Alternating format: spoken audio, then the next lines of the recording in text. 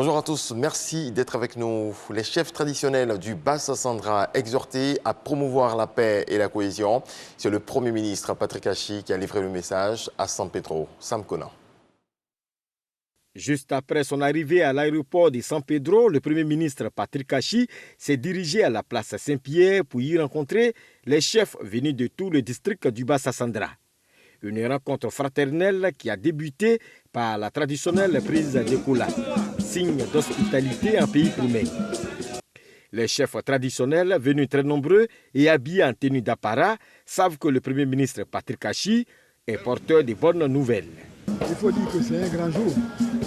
Si vous voyez l'ensemble des chefs venus d'un peu de partout, réunis ce jour ici dans leur apparat de chef, il faut dire que c'est parce que nous sommes animés par une joie immense.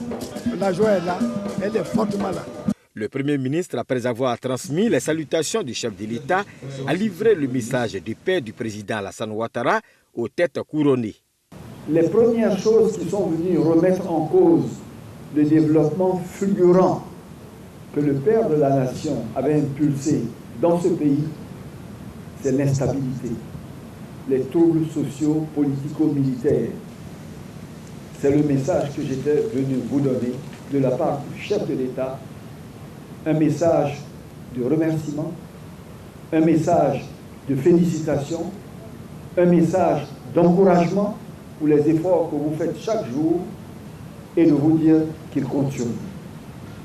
Il compte sur vous pour maintenir le calme, la paix dans ce pays, afin que tous les actes de développement que vous voyez puissent continuer et que d'autres suivent et que nos enfants, à la suite de nous, on puisse leur remettre un pays dans la paix, qu'ils continuent, parce qu'à la fin de la journée, c'est le développement qui est le plus important.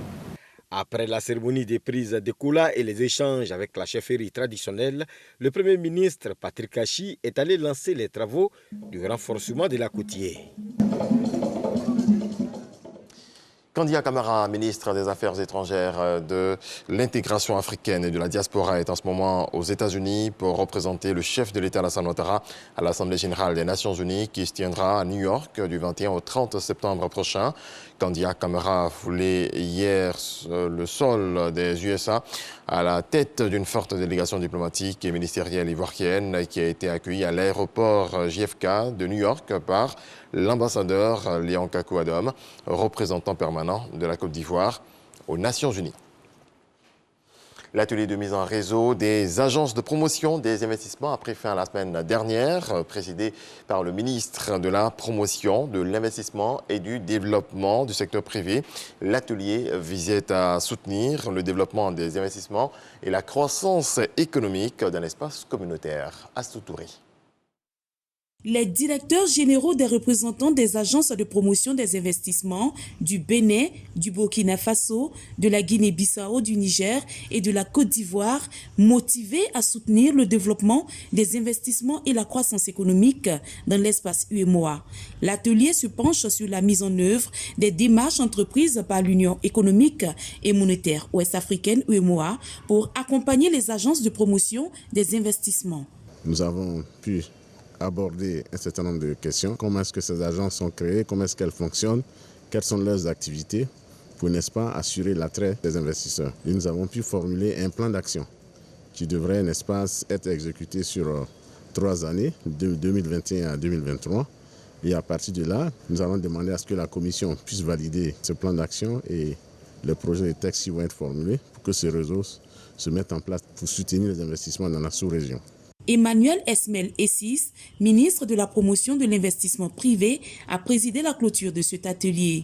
Pour le premier responsable de l'investissement privé en Côte d'Ivoire, ces démarches viennent à point nommé en termes d'organisation des ressources afin d'avoir un espace plus attractif pour attirer les investisseurs étrangers. Cette initiative du commissaire de l'UEMOA permettra aux agences de promotion de l'investissement de ces différents pays de mettre en commun leurs ressources et de pouvoir avoir un espace plus attractif par l'amélioration du climat des affaires, par la mise en place de réformes structurantes et structurelles, et de sorte à pouvoir permettre au secteur privé de s'exprimer et bien sûr attirer plus d'investissements directs étrangers. Il encourage la mise en place d'un secrétariat permanent du consultatif de cet atelier afin de poursuivre les actions à mettre en œuvre, d'en assurer la suivi et d'accélérer la réalisation des objectifs. L'investissement est au cœur de tout développement économique. Et cet espace de 8 pays qui ont en commun le franc CFA est un espace à économie très complémentaire. Donc, mais tout ensemble pour pouvoir, dans nos diversités, mais trouver des compléments pour pouvoir apporter plus d'investissements directs étrangers dans nos pays est déterminant. L'atelier de mise en réseau des agences de promotion des investissements de l'espace UEMOA a duré 3 jours. Allons dans le secteur de l'automobile. La visite technique se rapproche des usagers. C'est l'innovation d'un opérateur qui exerce dans le domaine. Les responsables de Maelia Logistique et Automobile ont ouvert leurs portes à notre équipe. Franck Quadio. 1,5 million de véhicules composent le parc roulant en Côte d'Ivoire et selon la tutelle, 40% de ces véhicules échappent aux visites techniques. Selon certains usagers, l'accomplissement de cette obligation était sujet à tracasserie. Il fallait faire des files d'attente. Ils ne savaient même pas à quel moment passer. Souvent, même on passait toute une journée. Des contraintes loin derrière désormais. Depuis quelques années, l'État a allégé la procédure et même libéralisé l'activité. Nous sommes à Yopougon, sur l'un des sites exploités par l'un des 2 opérateurs chargés du contrôle technique automobile en Côte d'Ivoire. C'est une station mobile. Maelia Logistique en dispose de 7 à travers le pays. Ils sont traités par jour environ 500 véhicules. Sur l'espace, les opérations sont coordonnées par le chef de station.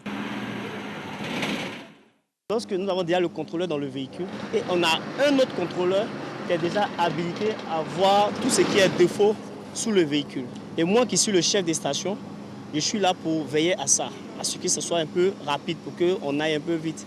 Maintenant, lorsque les défauts sont dits, j'ai la possibilité de ramener le véhicule ou bien même de contrôler pour voir est-ce que ce qu'il dit c'est la vérité. Segment mobile nécessaire à la prise en charge rapide pour des résultats diligents.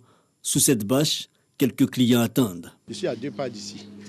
Je fais ma visite, si je dois continuer au travail, je vais vers le travail. Les choses se font rapidement. Voilà, j'ai mes papiers en même temps.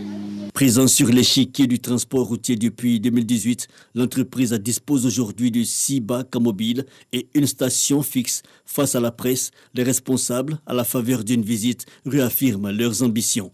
Pour 2021, on tourne autour de 7000 véhicules. Donc en cumulé, on a à peu près 10 000 inspections. Maelia a jugé utile de se rapprocher, de vulgariser le contrôle technique en se rapprochant des usagers. Mais nous avons voulu aller au-delà, au-delà même du contrôle technique, qui est juste un pan des questions de sécurité routière pour accompagner notre gouvernement, pour accompagner le ministère des Transports. Formation au code et autres métiers de la route à l'attention de tous les usagers. Des chantiers à venir du groupe qui annonce pour bientôt la mise en place du projet Maelia Academy. L'idée est de contribuer aux efforts des autorités pour un secteur routier assaini et responsable. C'était la fête à Sougassou, village situé dans la commune de Dimokro. La communauté catholique de ce village a fait construire une grotte au sein de sa chapelle. La grotte a été consacrée en présence de 2 évêques et du ministre de la promotion des sports, Paulin Claude Danhaut. Eugène Atoubé nous en parle. Pour la première fois à Sougassou, la communauté catholique du village participe à une messe d'action de grâce hors de l'enceinte de la maison qu'elle a dédiée à Dieu. Le moment est historique. 2 évêques co-célèbrent l'Eucharistie. Ce sont Monseigneur Alexis Touabi Youlo et Marie-Daniel Dadier. Tous les 2 vont consacrer la grotte dédiée à la Vierge Marie. En union de prière et dans la fraternité, fidèles chrétiens, filles et cadres de Sougassou, parmi lesquels l'ambassadeur Nicolas Kwaku et le ministre Danhaut Poulet, tous 2 fils de Sougassou, tous ont chanté la gloire de Dieu et réaffirmé leur dévotion à Marie. Saint Paul a dit, la foi sans l'acte n'est rien du tout. Cette foi-là, on peut l'exprimer en offrant au village cette grotte, signe de Marie dans le village. Il y a des gens même qui passent, qui voient la grotte, qui rentrent ici pour prier. Et ça a renforcé la Légion de Marie, ça a même renforcé le renouveau. La grotte de Songassou, une longue attente comblée. Monseigneur Alexis Touabli Yulo a dit qu'il vient compléter le chemin vers l'union parfaite avec le Christ des chrétiens catholiques de Songassou. La consécration de la grotte est tout un rituel. Tous les prêtres autour du prélat tendent la main vers la Vierge Marie. Et Monseigneur Alexis Touabli Yulo, à l'aide du goupillon, asperge d'eau bénite la grotte. Les fidèles sont en joie, emplis de bonheur. À travers ce rite, Songassou est désormais sous la protection de la Vierge Marie, autant que ses populations. C'est aussi toute la responsabilité des chrétiens catholiques de ce village qui est engagée de par leur baptême. Notre spiritualité, c'est de nous consacrer totalement à la Vierge Marie pour qu'elle apporte son manteau de protection sur ce village. C'est pourquoi nous avons décrété et souhaité que la Vierge Marie ici soit la mère de toute grâce. La grâce de l'unité, la grâce de la fraternité, de la solidarité pour bâtir un village, mais aussi un pays de paix et d'espérance. La maman, c'est le symbole de la vie. Alors nous prions Dieu de faire passer ses grâces de vie à travers sa mère. La valeur d'un être humain réside dans la fidélité à ses engagements.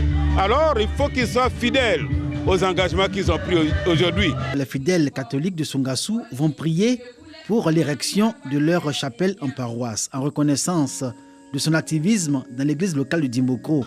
Le ministre Damo Poulain y a financé d'importants travaux de réhabilitation dans la perspective de son élévation au rang de paroisse.